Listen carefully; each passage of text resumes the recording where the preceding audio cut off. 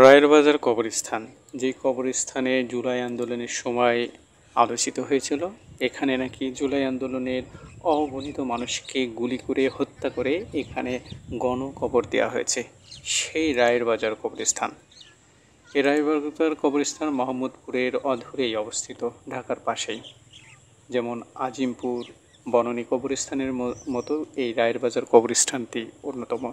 এখানেও বেওয়ারিশ যারা মৃত্যুবরণ করে, যাদেরকে খোঁজ পাওয়া যায় না পরিবারজনকে, তাদের সেই সকল নিহত ব্যক্তিদের বা মৃতদেহ তাদেরকে এখানে রেখে দেওয়া হয়, কবর দেওয়া হয়।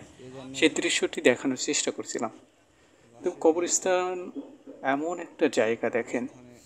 তবে আশ্চর্যের বিষয়, এই কবরস্থান, রাহের বাজারের কবরস্থান কিন্তু জুলাই আন্দোলনের সময় খুবই আলোচিত হয়েছিল। যেখানে আছে অগণিত মানুষের লাশ। এই কবরস্থানে দেখেন নতুন নতুন কবর কিন্তু এখানে দেয়া হচ্ছে। যাদের দেখাশোনা বা দেখভাল করার, কবরস্থানকার দেখভাল করার মানুষ আছে, তাদের কবরটাকে সুন্দর করে সাজানো আছে। যাদের নাই তাদের তো বলার মুখে আনলাম না, কারণ আপনারাই বুঝতে পারছেন।